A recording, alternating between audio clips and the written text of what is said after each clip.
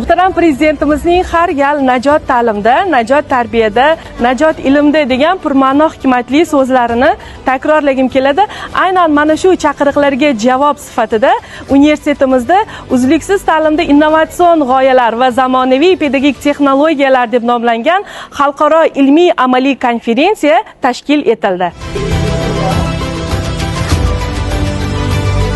Bunday xalqaro konferensiyalarni o'tkazish professor o'qituvchilar o'rtasida o'zaro tajriba almashinish uchun foydavor bo'ladi. Bu anjumanimizda bugun katta natijalarni kutmoqdamiz. Biz mana shunday xalqaro toifadagi professor o'qituvchilarni shogird ekanidan faxrlanamiz.